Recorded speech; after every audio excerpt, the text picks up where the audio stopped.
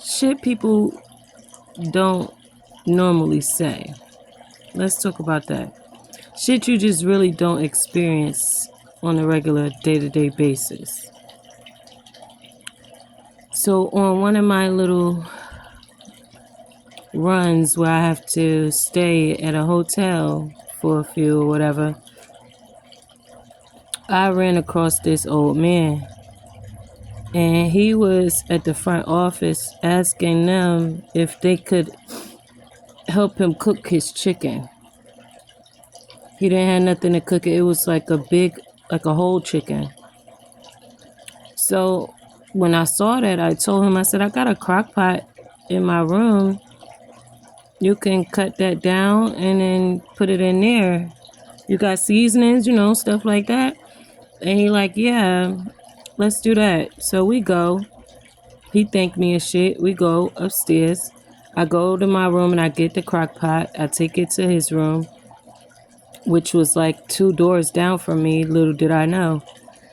111 on the clock. So I'm in there and I'm helping him cut the chicken up, clean the chicken off at this point. And we get it in the crock pot and the seasoning and everything. We do all of that. Put it in the crock pot and I tell him to just leave it there for a certain amount of time and, tell him how to use it. And then someone knocks at the door and it's his daughter.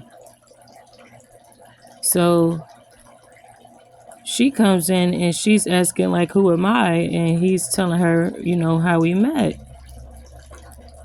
And something that stood out to me, actually, I just got a flash in my eye, is how I was walking behind him and he was sharpening the knife on the bricks of the building as he walked up the stairs. And I'm thinking like, yo, I don't want him to fall, but I wasn't paying attention to the fact that he was sharpening the knife. Okay, 222, that should be a sign, but that's a sign I didn't pick up on. So we all get to talking and I tell him, okay, I think she could help you with the rest as far as this chicken goes. And from then on, like, me and her got cool. Whenever she would come over to his room, she would come see me with her son. So this went on for like a few weeks.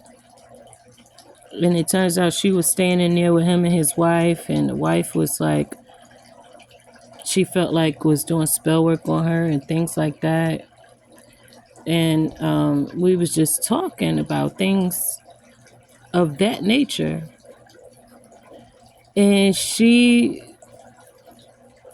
basically, I don't know how to explain it, but it was like she kind of, whatever shield she had up, she kind of let it down at this point. And she told me, she's like, I'm not gonna lie,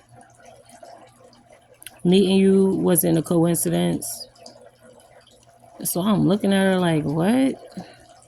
So she like, yeah, somebody gave me a folder with your picture and your information in it.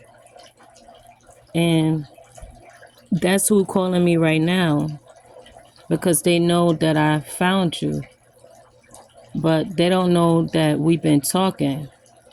They don't know that I know what room you're in. And I just wanted to tell you, And so I'm like, who is it? And she's like, it's somebody I never met. I just get a folder and I go do what I'm supposed to do. So I'm like, okay, and what was you supposed to do? She's like, I'm supposed to report back to him that I found you and what room you're in.